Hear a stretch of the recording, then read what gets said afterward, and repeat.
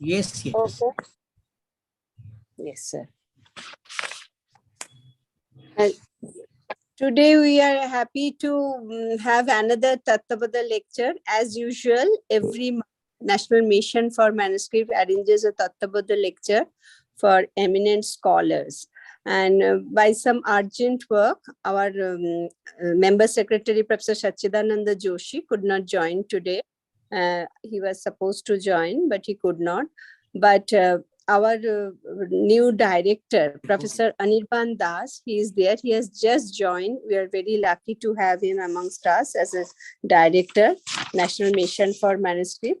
Professor Anirban Das is a specialist in Sanskrit and Pali Prakrit, and he is an expert in Indic manuscripts, Buddhism. He was a visiting professor in Denmark and Germany.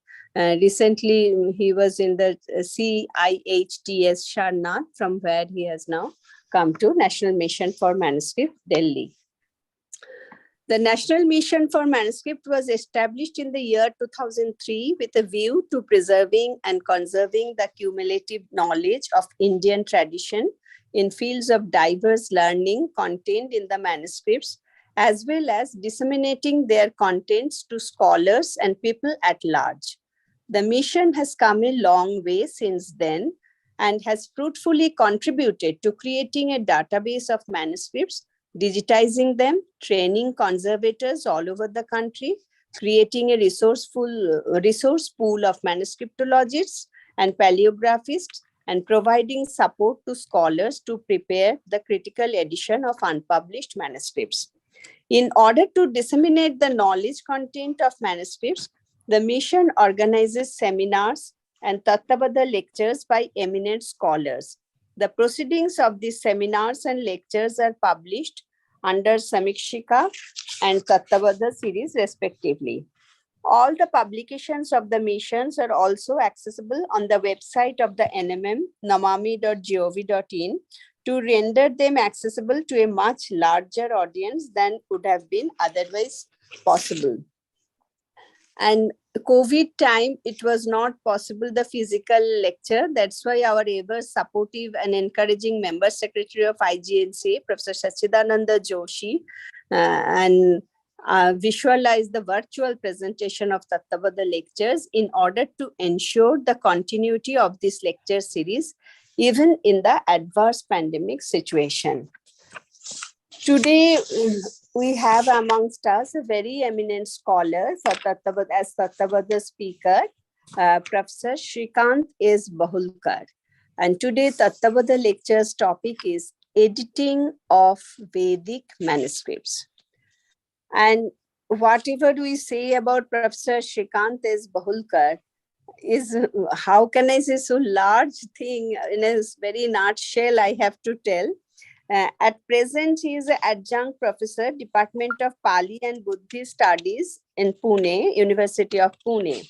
But at the same time, he is the chief investigator, Bhagavata Purana Project, Bhandarkar Oriental Research Institute, adjunct professor, Department of Pali, Savitribai Phule, Pune University, senior fellow, Oxford Center for Hindu Studies, Oxford University, member, Executive Board and Regulatory Council, Bhandarkar Oriental Research Institute, founder member, President of Sangvidya Institute of Cultural Studies, Pune, founder member, Trustee, Deshana Institute, Buddhist and Allied Studies, Pune, founder member and Karyadhaksha, Brihan Maharashtra Prachya Vidya Parishad, editor, Pune Ideological Series, and editor, Stadia Indo-Buddhika.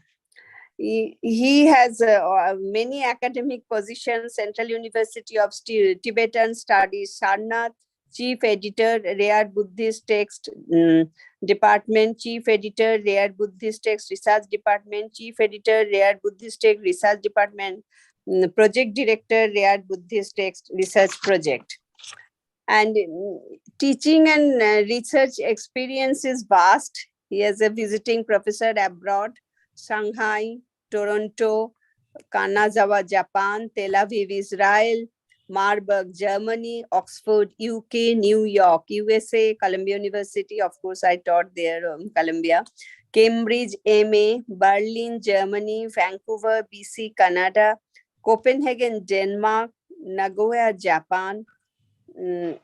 Was so many as a visiting professor.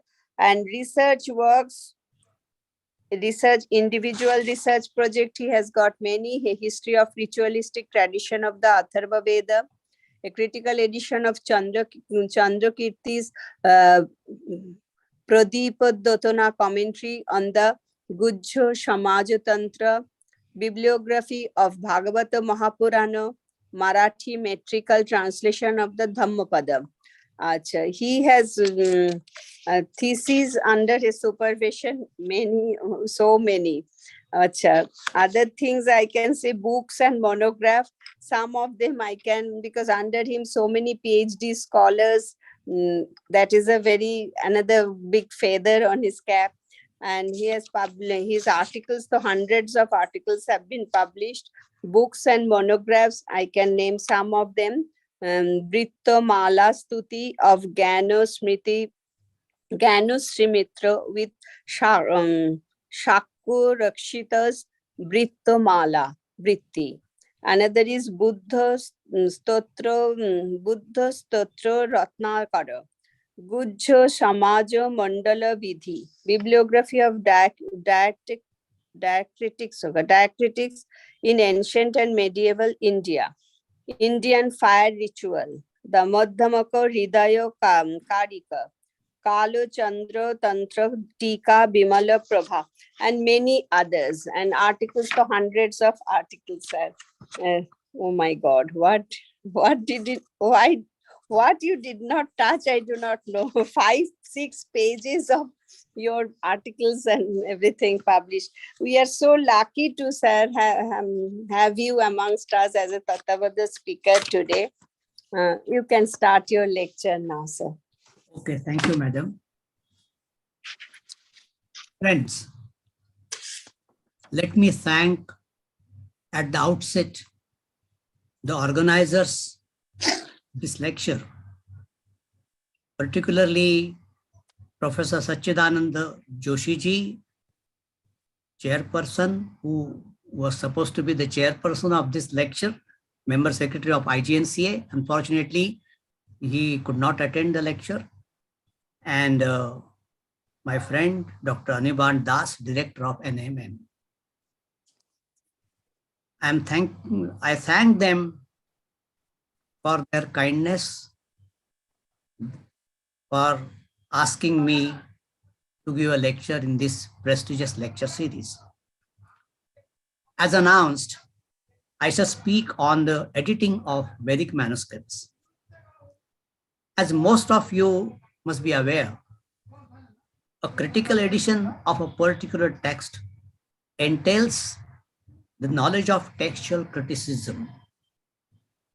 This science of textual criticism is based on a critical evaluation and use of various manuscripts and testimonia, that is, other sources such as the commentaries or later works that can be helpful in ascertaining the most genuine readings.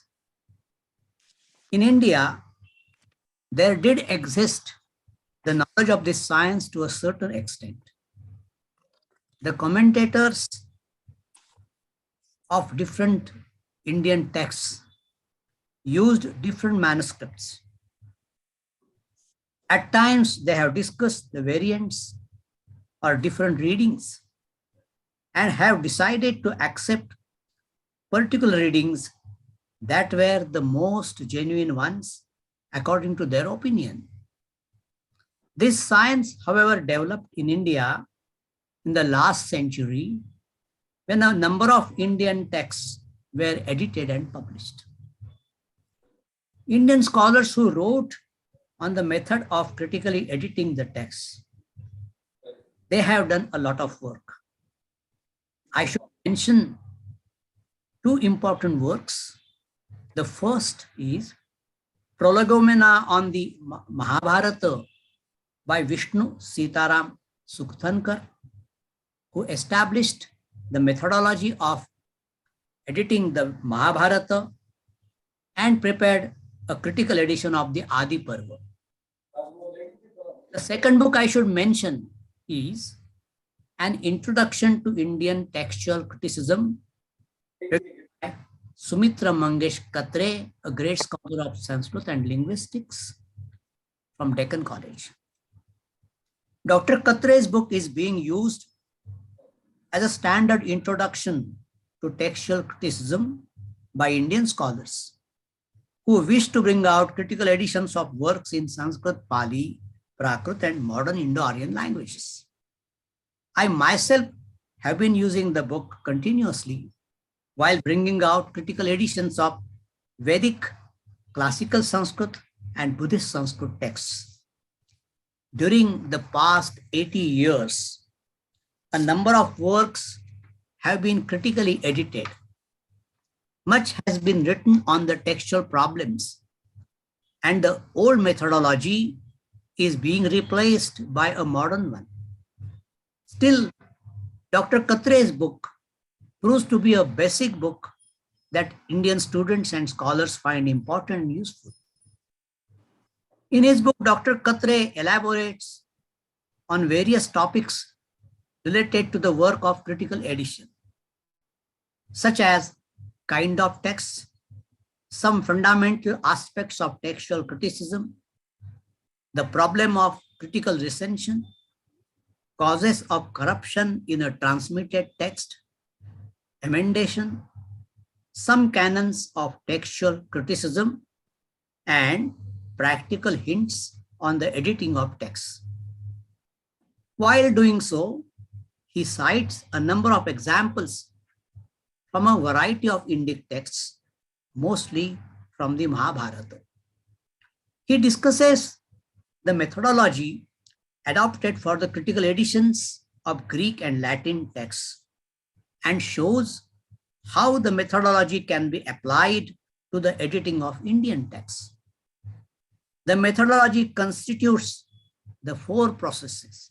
You can see the screen, you can see the slide. Heuristics, or assembling the arranging the entire material consisting of manuscripts and testimonia in the form of genealogical tree or pedigree or stemma codicum.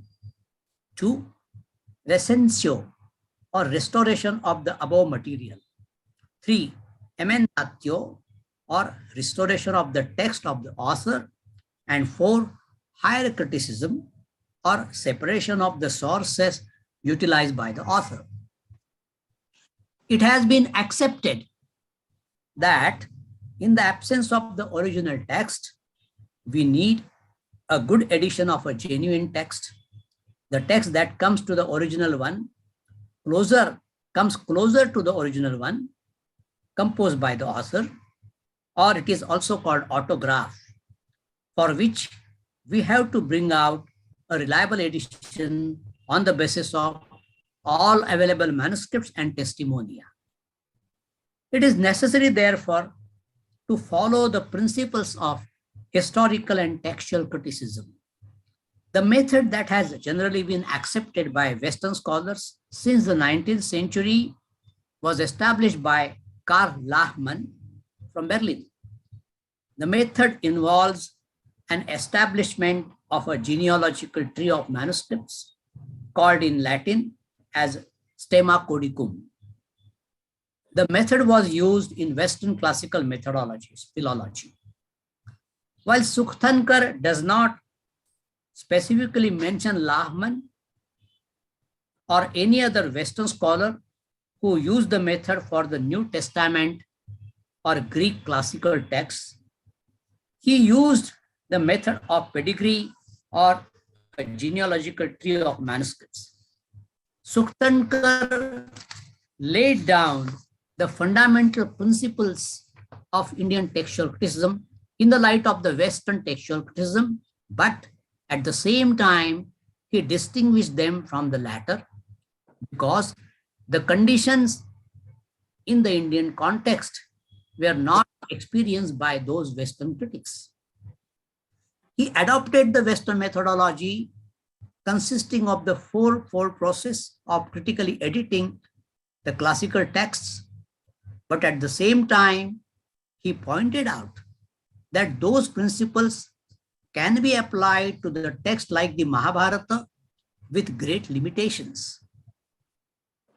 In the beginning, the text was committed to the memory and recited freely, as faithfully as possible. This mode of transmission is not calculated to preserve rigid textual purity in any high degree, without stringent precautions such as were adopted in the case of Vedic texts.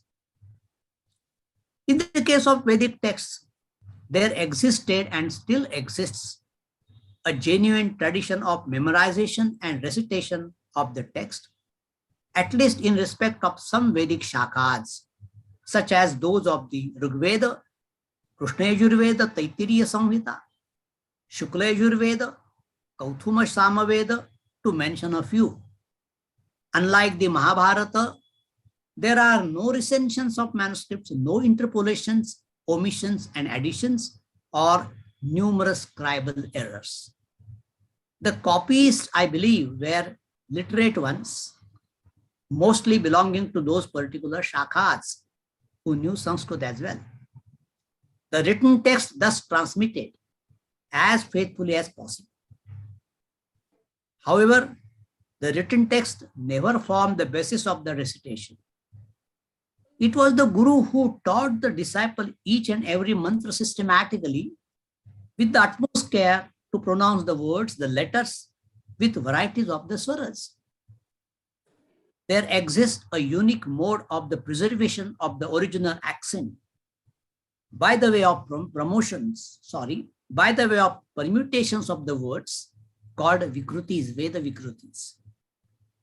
The learning of the Veda from the mouth of the Guru was essential. It is almost difficult to learn the Veda perfectly just using the book, reading the book, as one is likely to make many mistakes, particularly in the pronunciation of accents. Reciting the Veda with the help of a written text was condemned. Such a reciter was considered to be one of the 6 wretched reciters. There is a traditional famous verse in the Paniniya Shiksha, which I read out. Giti Shigri Shrah Kampi Tatha Likhita Pathaka Anarthadnyolpa Kanthascha Shadete Pathaka Dhamaha. It means that these are the wretched 6 Pathaka reciters. One of them is one who recites the Veda with the help of the book. Thus, it has to be noted that the oral tradition was regarded to be more authentic than the written text and superseded the latter. In this context, Katre observes, I quote him, as a result of this more orthodox and traditional method of oral transmission of texts, the religious literature of the Hindus was preserved in a greater degree of purity than secular literature, since the pupil had to repeat the texts after the teacher and impress them on his memory.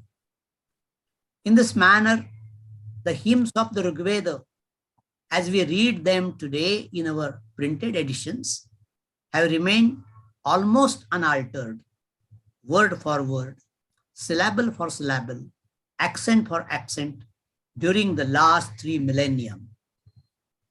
Unquote. In recent years, the problems connected with Indian textual criticism are again being discussed by some scholars. I would like to refer to an article written by Mikhail Witzel, and its title is Textual Criticism in Indology and in European Philology during the 19th and 20th centuries. It was published in Electronic Journal of Vedic Studies. Witzel observes that in the Vedic field, there are only a few editions that can be called critical editions, such as now verse Manava Gruhya Sutra, which says Katha Shiksha Upanishad, is Vadhula Shrauta Sutra, editions of some kandas of the Paipalada Samhita of the Atharvaveda, brought out individually by scholars, namely Sender, Lubotsky, Griffiths, Lopez, and so on. Other editions are semi-critical, that is, without stemma codicum. In order to understand this anachronous situation today, nearly 200 years after Lahman, it is necessary to observe that editors of great Vedic editions of the 19th century, such as Max Muller, Benfey, Offrecht, Weber, Roth-Whitney, Schroeder, and so on, were no doubt influenced by their knowledge of the strong underlying oral transmission of the Vedic texts. And that made the use of many manuscripts superfluous. The manuscript had, barring a few writing mistakes, the same text, and the variants hardly counted. Thus, Max Muller's Rigveda edition basically is a reprint of the manuscripts with a few so far not seriously investigated variations. And as Witzel says, they used to joke as students, Rigveda, Max Muller's edition of the Rigveda is a good edition of Sayana's commentary. Max Muller does not say that he is taking into account an oral tradition. Rather, he explicitly says that he is following, among others, Lahman. He describes his method. I quote him, "My principal object in this present edition is, therefore, to give a correct text of the Rigveda and to restore from the manuscripts a readable and authentic text of Sayana's commentary." The former was by far the easier task. The manuscripts of the Rigveda have generally been written and corrected by Brahmins with so much care that there are no various readings in the proper sense of the word, except those few which are found noticed as such in the commentaries or in the Pratishakyas. Even these are generally of small importance and seldom affect the meaning of a sentence. It was not necessary for an editor of the Rigveda to collate a great number of manuscripts or to classify them according to their age and origin.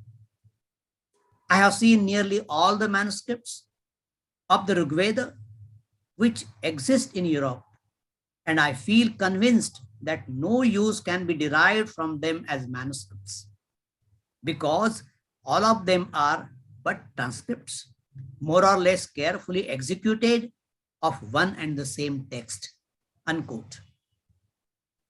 It is assumed that the copyists of Veda manuscripts were knowledgeable and knew the correct text by heart. However, Max Muller's method is based on the selection of the manuscripts and not this assumption. He argues, again I quote him, "For the first Ashtaka, I had 12 manuscripts.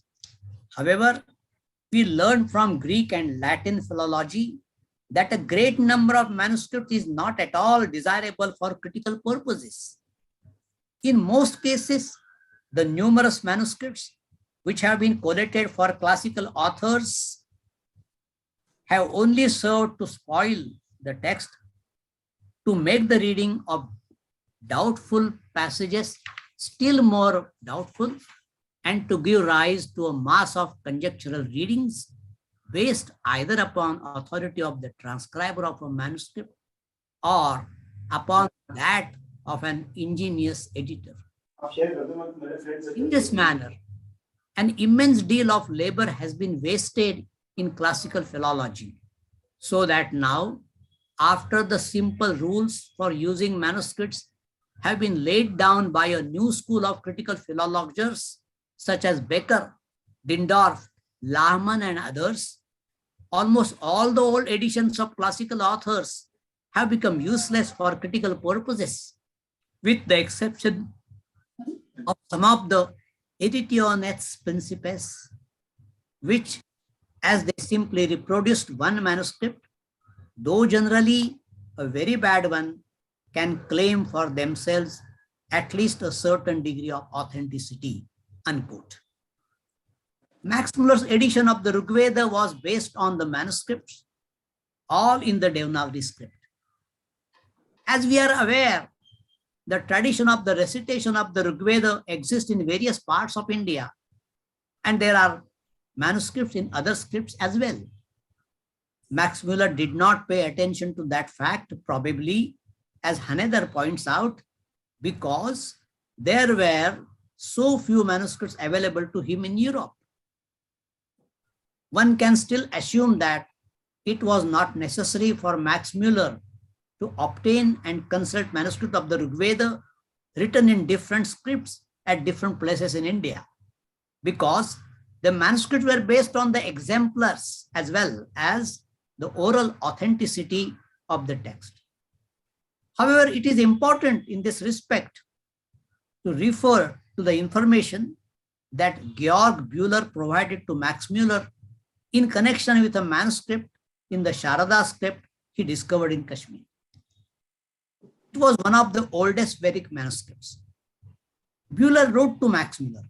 He says, I quote him, "In the portions which I have compared with Professor M. Muller's printed texts, I have not found any readings which I should like to declare to be real variae lectiones. But quite irrespective of the question of various readings, there are in the Rigveda a number of passages which the collated Indian manuscripts leave doubtful, be it on account of the peculiarities of Devanagari characters or for other reasons. It is for such cases that I hope the manuscript will prove particularly valuable. This manuscript is a part of the birch bark Kashmirian manuscripts, which Georg Bühler collated for the then Indian, that is British government, and were first deposited in the Deccan College, Pune, and later on it was given to the Bhandarkar Oriental Research Institute soon after its inception in 1917. There prevails a wrong impression, however, that Max Muller had used the manuscript in the Sharada script.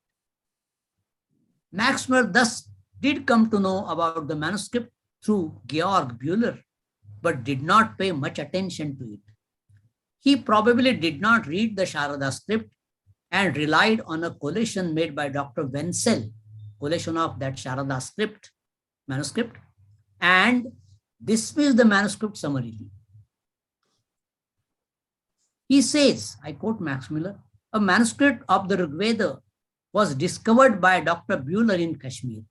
It was written on birch bark and in the Sharada alphabet. As it seemed to be of some importance, Dr. Bühler kindly had it forwarded to me.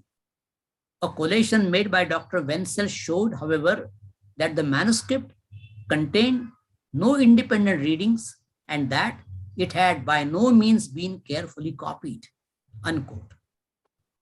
In his Vedic hymns, Max Muller comments on a variant found in the manuscripts of the Rigveda. He says, thus, Rigveda 10.1012, one of the Pada manuscripts reads distinctly, Yajnam prakrunata sakhayaha. But all the other manuscripts have Nayata, and there can be little doubt that it was the frequent repetition of the verb kru in this verse which led the writer to substitute Krunata for Nayata. No other manuscripts, as I am aware, repeats this blunder, unquote. Thus, Max Muller first argues that there were no variants in the Rigveda. Then with reference to the Sharada manuscript, he says that the readings in that manuscript were not independent readings. And in the case of the reading just now I have cited, he establishes a particular reading using the critical method. Max Muller's decision of ignoring the readings in the Sharada manuscript has been criticized. For example, Isidor Sheftelovitz, who brought out an edition of the Khila Sukta of the Rigveda, says in this connection, I quote Sheftelovitz, Muller's derogatory verdict on the Kashmir manuscript, which is based on the deficient extract prepared by Dr. Wenzel, is unfounded. If Muller had merely checked himself the so-called Valakhilias, 11 Valakhilias, which he gives an example for the character of this manuscript, and relied on Wenzel, he would have arrived at exactly the opposite verdict, unquote. On the contrary, some other scholars realized the importance of the Sharada manuscript. For example, A.B. Keith called it a unique manuscript and pointed out that it was used neither by Max Muller for his edition of the Rigveda nor by Hermann Oldenburg in his Prolegomena. Arthur MacDonnell used Wenzel's transcript for his edition of the Bruhad Devata and found the transcript important. He says, it has proved of utmost service, since it has saved me from several mistakes, besides giving certainty in various passages where all would otherwise have been conjecture, unquote. Hillebrand too supported Sheftelovitz. Later, Sheftelovitz published an article in which he listed alternative and better readings from the Sharada manuscript. Thus, although Western scholars found variants in the Rigveda, it was not possible and wise to change the readings of the Rigveda authenticated by various manuscripts, traditional commentaries, and other sources. The publication of Max Muller's edition was received in India with a mixed feeling. It is amusing to see how traditional pundits received the publication. After the publication of 3 volumes of Max Muller's edition, Martin Haug, who was in Pune at that time, wrote to Max Muller and conveyed his observation. At that time, he was staying at the Deccan College in Pune. He saw that the Brahmin Pandits in Pune wanted to use Max Muller's edition of the Rigveda, but they would refrain from touching the book, fearing that the book had become impure or apavitra because the ink used for its printing had cow's blood in it. Therefore, one would hold the printed book and the other Brahmin, would correct his manuscript without touching the book. Then they admitted that the edition must have been prepared by a great Pandit who was well versed in the Vedas and Shastras. On the other hand, there was a great appreciation of the printed edition prepared by Max Muller. Niraj Chaudhary informs us, I quote him, finally, when the whole work was published, one of the associations of the new monotheistic Hindus formally thanked Muller and wrote, by publishing the Rigveda at a time when Vedic learning has, by some sad fatality, become almost extinct in the land of its birth, you have conferred a boon upon us Hindus, for which we cannot but eternally be grateful to you. Max Muller's edition soon became out of print, and it was subsequently revised and published as the second edition. Theodor Aufrecht, who worked as an assistant with Max Muller for the edition of the Rigveda, published later on his edition of that work in 1877. He had used a few manuscripts from the Chambers collection. He prepared a long list of blunders of Max Muller. In India, the Vedic Samshodhana Mandal in Pune undertook the work of bringing out a new edition on the basis of Max Muller's edition and new manuscripts written not only in Devanagari but in Tamil, and Malayalam scripts as well. The main reason was that even the second edition had already become out of print. They decided to bring out a second edition, new edition. The editors, V.K. Rajwade and others, pointed out some flaws in the text of Sayana's commentary edited by Max Muller, but did not make substantive changes in the text of the Rig Veda. They did not even discuss the variants in the Rig Veda. It was Pandit Shripad Damodar Satavadekar, I should mention him particularly. Satavadekar prepared a revised edition of the Rig Veda Samhita on the basis of Max Muller's edition, some manuscripts, and more importantly, the oral tradition with the help of the then renowned Veda Murtis in various parts of India. This was perhaps the first time when an editor laid more emphasis on the oral tradition. While he expressed his admiration and indebtedness to Max Muller, Satavadekar said that Max Muller's edition was printed very correctly and was free from faults, but later on he noticed several errors and misprints.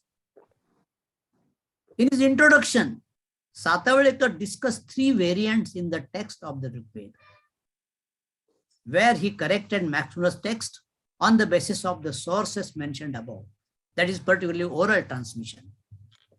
Out of those three, two were misreadings of the manuscripts and one was a genuine variant, that is Pathabheda.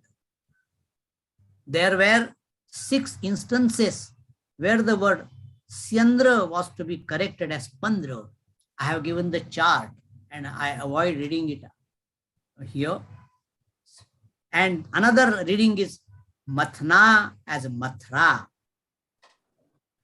According to Satavadekar, there exists only one reading, a variant of which was traditionally accepted as a Pathabheda, and that word is Maunshatoho and Maunshatoho.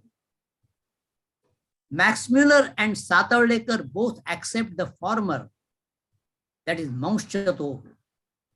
In the edition of the Shankhayana Samhita, the editor gives Maunshatoho as the Samhita Patha and Maunshatoho as the Pada Patha, quite strangely. Although Satavadekar notes this word as an example of the only Pathabheda in the Rig Veda, he does not accord it a status of a real Pathabheda. According to Satavadekar, this is just a peculiarity of the pronunciation of the nasalized vowel O. In recent years, the Rashtriya Veda Vidya Pratishthan, an organization established by the government of India, has brought out a new edition of the Rig Veda of the Shankhayana Shakha. The editors of this edition too note the variants of the words mentioned above. In order to get a clear idea of the readings and the variants accepted or rejected by the editors of the Rig Veda, both of the Shakala and the Shankhayana Shakha, I have presented here a chart of the reading concerned. You can go through that.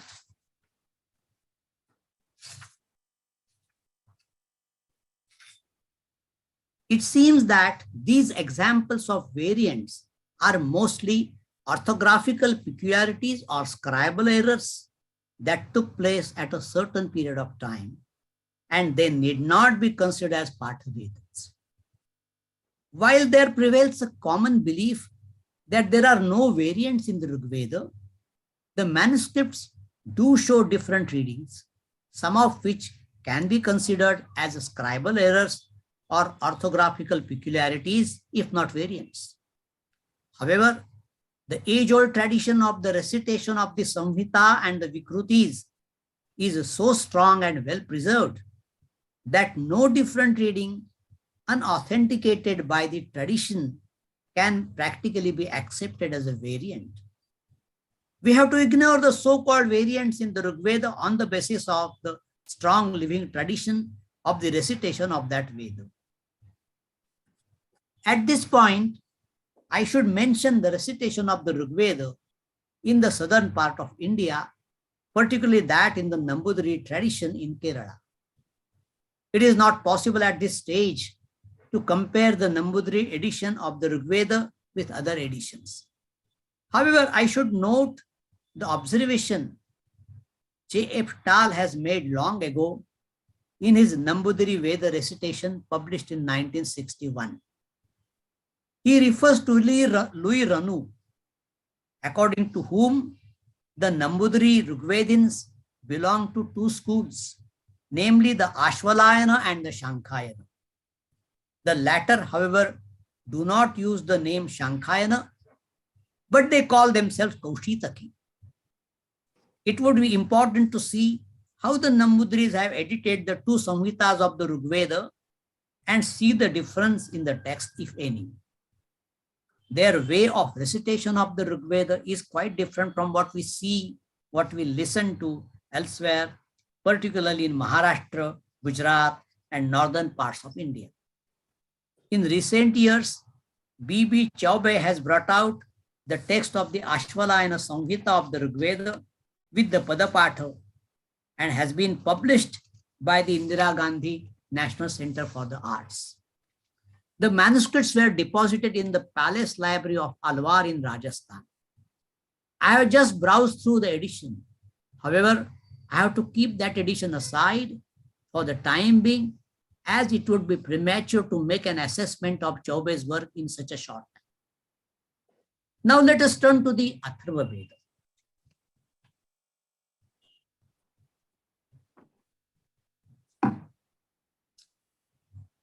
Comparing with the Rigveda, the work of editing of the Atharvaveda was and is much more difficult.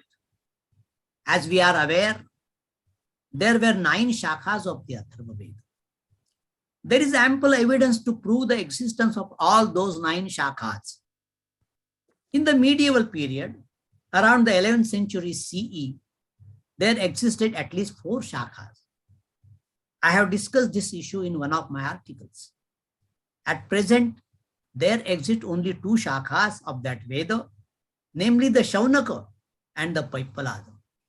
Shaunaka exists in Gujarat, Maharashtra, Uttar Pradesh, and elsewhere, and the Paipalada exists only in Odisha.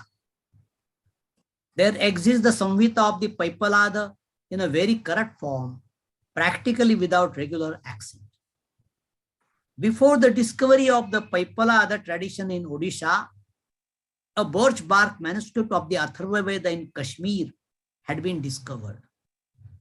The credit of discovering the followers of this Shakha in Odisha goes to Professor Durgamohan Bhattacharya, who was a professor of Sanskrit at Sanskrit College, Kolkata.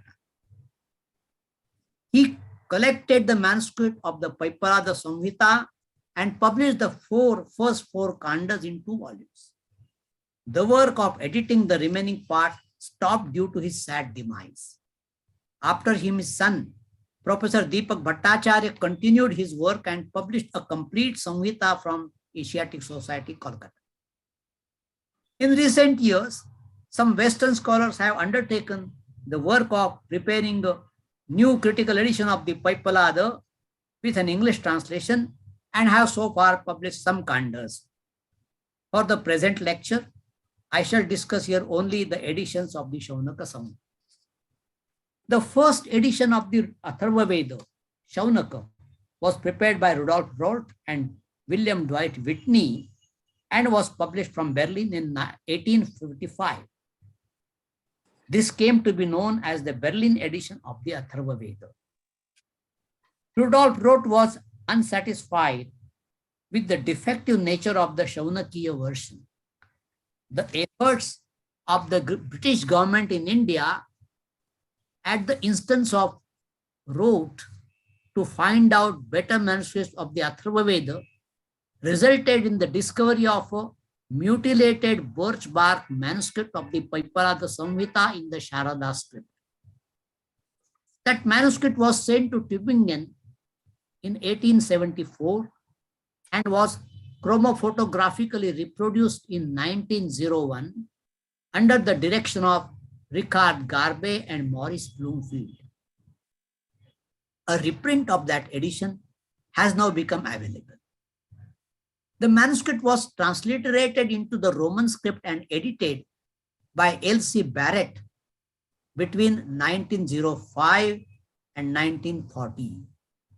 Kanda 6 was edited by Franklin Egerton. Raghuvira published a Devanagari version in 1936 from the Roman transliteration. The birch bark manuscript was so corrupt that it was condemned as useless for philological purposes and was jokingly called as Apapatha Skhalita Ratnakaro, that is, an ocean of corrupt readings and omissions. Still, Whitney used the readings of the Kashmirian Paipalada for his translation. The Berlin edition was based on 15 manuscripts collected from Berlin, Paris, Oxford, and London, some of them being the manuscript of the Padapatha. Even after the publication of the Berlin edition, the work of collecting and collating the manuscript was continued by Roth and Whitney in 1875 and later. A number of manuscripts of the Atharvaveda are full of mistakes. Some of them are unaccented. A few of them could be an exception. Whitney reports on one of the manuscripts designated as R because it was in possession of Roth at the time of collation in 1875. It was a complete manuscript bound in 2 volumes and dated somewhat 1926, that is 1870 CE. It was bought for Roth from a Brahmin from Benares by Dr. Hornley, and Roth judged from the name of the scribe, that is Patuvardhana Vithala, that it was originated in the Deccan. Roth observed that it was written and corrected throughout with the most extreme carefulness, and that it was far more correct than other Atharvaveda manuscripts. The Berlin edition of the Atharvaveda appeared in 1855 as the first volume. It contained Kandas 1 to 19, and the 20th was omitted. The provisional preface to that edition announces that Kanda 20 will not be given in full, but only the Kuntapa hymns from that Kanda. The editors thought that those hymns from the Kanda 20 are not genuinely Atharvavedic, and the rest of the Kanda merely references to the Rigveda. In other words, it is just copied from the Rigveda and does not form a part of the genuine Atharvaveda. The reason for the inclusion of the hymns, that is Kuntapa hymns, the hymns from the Rigveda, was that the Atharvavedins wanted to establish their Shaunaka tradition by incorporating the Rigveda hymns into a separate Kanda. They wanted to have a Shrauta tradition. This Kanda therefore formed the basis of a major portion of the Vaitana Shrauta Sutra of the Atharvaveda, where the hymns and the mantras have been employed in various Shrauta sacrifices and have been mentioned by their pratikas. The Berlin edition contains a bare text of the Atharvaveda with no record of variants. The editor promised the second volume that would contain 8 items consisting of notes, indices, and so on. The promise was fulfilled by Whitney, who also offered an English translation of Kandas 1 to 19 that was not promised in the original plan. He also made use of Shankar Pandurang Pandit's edition of the Atharvaveda with Sayan's commentary, which edition was, in Whitney's opinion, the extremely well-edited and valuable work. For his notes, Whitney uses the traditional ancillary texts such as the Bruhat Sarvanukramani of the Atharvaveda, Sayana's commentary on the Shaunaka Samhita, the Kashmirian Paipalada Samhita, Kaushika Sutra and Vaitana Sutras, and all these help the understanding of the text or show absence of any helpful tradition.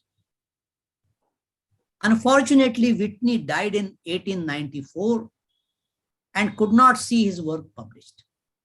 This work was published in Harvard Oriental Series in 1904 in 2 volumes as volume 7 and 8. It was C.R. Lanman, general editor of the Harvard Oriental Series, who shouldered the burden of editing all by himself. He not only carefully edited Whitney's translation and notes, but added to them his comments and more information as well. Whitney makes a statement of the plan and scope and design, and finally says, the design of the volume 2 will be put together as much as possible of the material that is to help toward the study and the final comprehension of this Veda. The second critical edition of the Atharvaveda was prepared by Shankar Pandurang Pandit and published from Bombay towards the end of 19th century, that is from 1894 to 1898.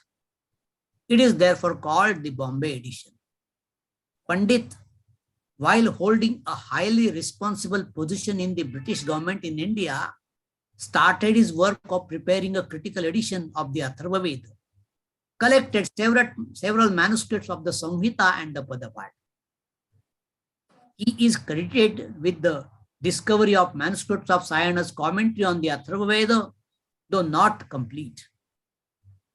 For his edition, Pandit collated 14 manuscripts, collected from various places in Gujarat and Maharashtra, and use of the readings of the Samhita reproduced in the form of the Pratikas in Sayana's commentary.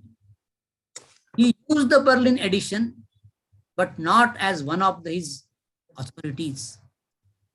It was the text from which he started his collation of the Samhita, except Kanda 19 and the whole of the Pada text.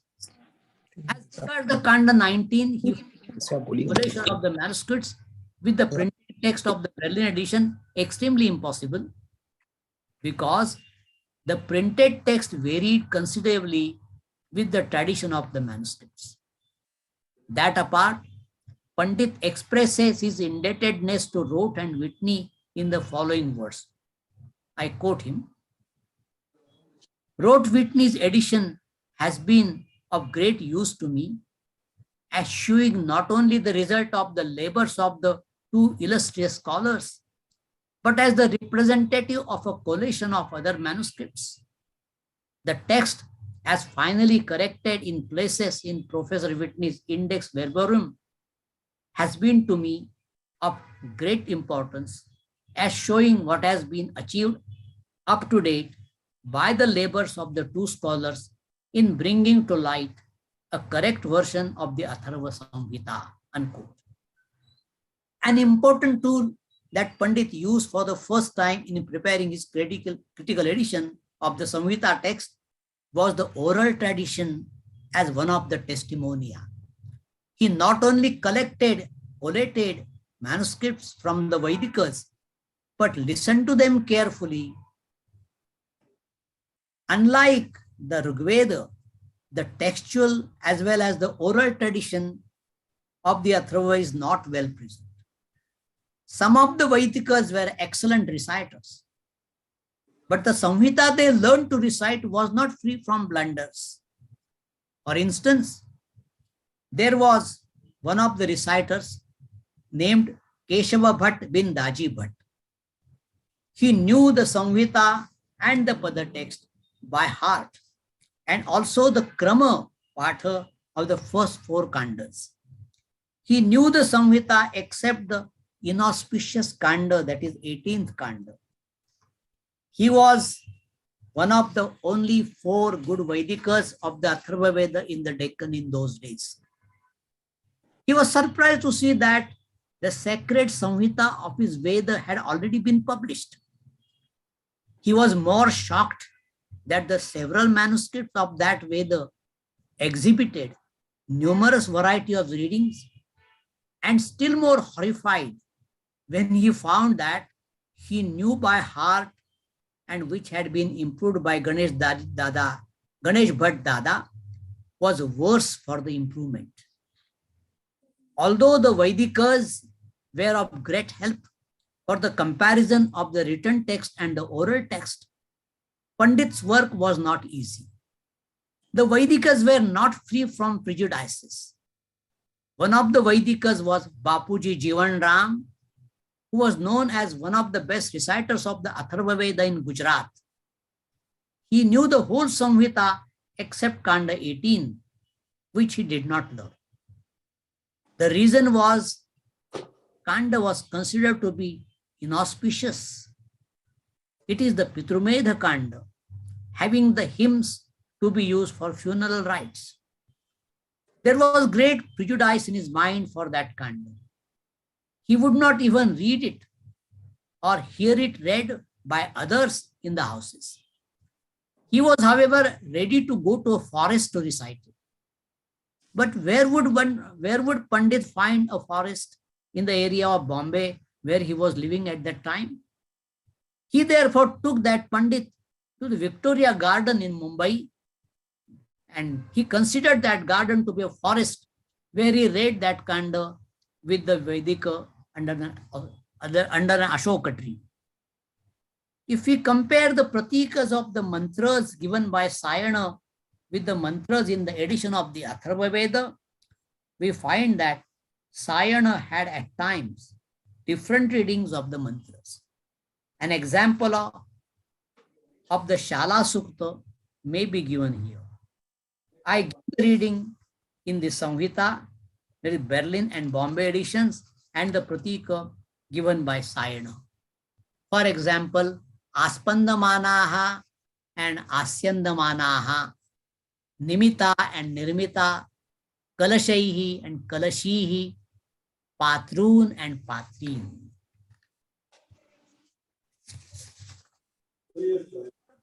Was a significant contribution to the field of Vedic studies and proved to be an important tool for the study of the Atharvaveda. The Bombay edition of the Atharvaveda from the Berlin edition regards the numbering of hymns and verses in the 7th, 8th, 9th, 11th, 12th, 13th, 15th, and 16th Kanda that resulted into slight difference from the arrangement adopted in the Berlin. At first, much hesitated to deviate from Rote Whitney. However, he finally decided to adopt the deviation mainly because his arrangement was based on the Rote Samhita, the Panchapatirika, or the old Anukramani and the commentary of Sayana wherever available. Major differences seen in the arrangement of the 7th Kanda, where the Berlin edition has 118 hymns, while the Bombay edition has 123. The addition of 5 hymns in the Bombay edition is due to the division of hymns as prescribed by the traditional text mentioned above. After the Bombay edition, Vishwabandhu of the Vishweshwarananda Vedic Research Institute at Hoshiarpur in Punjab undertook the work of a revised edition of the Atharvaveda with Sayana's commentary and published the edition with indices. This Hoshiarpur edition is an improvement to the previous 2 editions and is more useful. In the preface, the editors, namely Vishwabandhu and his colleagues, explain their methodology.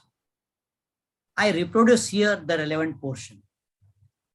They say, every possible effort has been made, but all in vain so far, to discover and secure new manuscripts which might not have been available to our predecessors in this work, namely Rote, Whitney, and Lanman on one hand, and Pandit on the other, to consent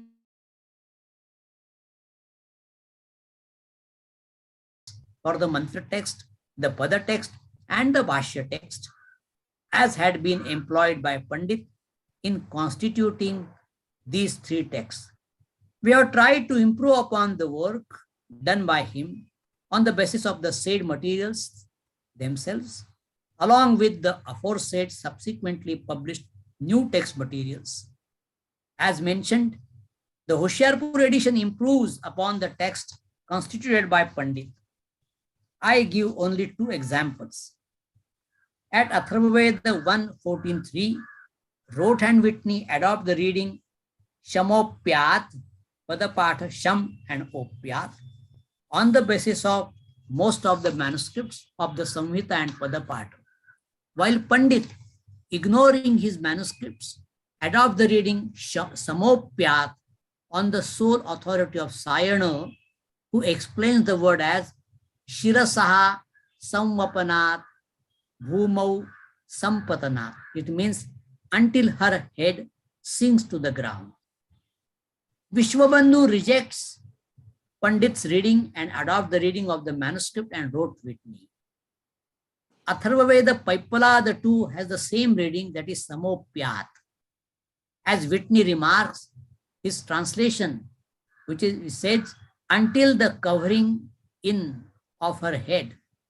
This translation implies above emendation of Shamopyat to Samopyat. Bloomfield, in his hymns of the Rigveda, translates the pada as until her hair drops from her head, and in his commentary very hesitatingly suggests an emendation as Kesham Opyat instead of Samopyat. Vishwabandhu too suggests the same emendation but does not refer to Bloomfield and justifies the reading, the emendation in view of the metrical adjustment and comparison with Atharvaveda 1932-2, where it says there is a reading Nasya Keshan Pravapanti. All these attempts of emendation, it seems, aim towards to make the reading sensible. Here we must keep in mind the principle in the method of textual criticism, namely accepting a hard reading, the more difficult of two readings, which is called lectio difficilior in preference to lectio facilior, that is a simple or easy reading. Such issues need to be discussed again. For want of time, I have to limit myself to talking only about two major Vedic shakhas, the Rigveda and the Atharvaveda. There are a number of Vedic texts that need to be studied in this respect and see how the critical editions have been prepared. The textual problems related to those texts could be somewhat different and would need different approaches. As said before, we see the fruits of the dedicated work of Western Indian scholars in the form of good critical editions of Vedic and other Indian texts. I would like to conclude my talk with a verse praising a scholar, Pandit Sripad Damodar Satavalikar, who had dedicated his life to editing various Vedic texts and making them available to scholars and common people with a reasonable price. I pay my respectful tribute to him in a verse I have composed in his praise. Vedanam pathane, tadartha manane, tad grantha sampadane, tad vyakhyana parishrame cha sakalam yenarpitan jeevitam, Veda Vyasa iti prathancha mahatim nito janair yokhilair, dhanya satavale karassa jagati Sripada nama sudhihi. I translate it. That brilliant one, Satavalekar, with the first name Sripad, is fortunate in this world because he is the one who devoted his whole life in studying the Veda, reflecting on their meaning, editing the text pertaining to that subject, exerting himself to elucidate it. He has been elevated to the great fame with the title Veda Vyasa by all people. Namo Namah. Dhanyavada. Namaskar, sir. Can you hear me? Yes. Namaskar. I am fortunate to have the honor of proposing a formal vote of thanks on behalf of National Mission for Manuscripts for today's Tattvabodha lecture, so ably delivered a serious subject by Professor Bahulkar. Professor Bahulkar's lecture this afternoon is an eye-opener. He has explained today in depth the problems faced by the scholars while preparing the critical edition of the Vedic text. And while preparing the Vedic text, European and Western scholars had really worked hard and took initiative in order to survive the Vedic text by printing them, which was prevalent mainly on oral tradition. Later on, learned Indian scholars took charge to keep the Vedic text authentic way and in printed form. Sir, you have described, started from Dr. Khatre's methodology of preparation of critical edition to Vishwabandhu's methodology, and in between so many Western Indian scholars, Professor Tattavobodha, Bibi Chaube, and big Vedic scholars. And it was a very serious subject, but very lucidly you have explained. And I'm sure the lecture has been highly appreciated by participants attending today through this link. Thank you, Professor Bahulkar, for taking the time off and addressing us for a very informative lecture in the field of critical edition of today, mainly Rig Vedic and Atharvavedic, but mostly all the things are difficult like this, how to take that, whether take it by meaning or take it as it is, the critical edition. And when this was uttered by the rishis and what is in their mind, today's meaning and their meaning might be different, but so that you Kesha or Shah will decide that whether K should be added or not, what is in their mind, of course. And I also thank Dr. Sachchidanand Joshi, Member Secretary, IGNCA, and Dr. Anirban Dash, our Director, National Mission for Manuscript, for taking so much interest in the Tattvabodha lectures and ensuring they are of very high standards. And these lectures are published in the Tattvabodha volume. I would also like to thank the participants whose interest provide us the inspiration to continue with these wonderful lectures. Thank you, sir. Thank you.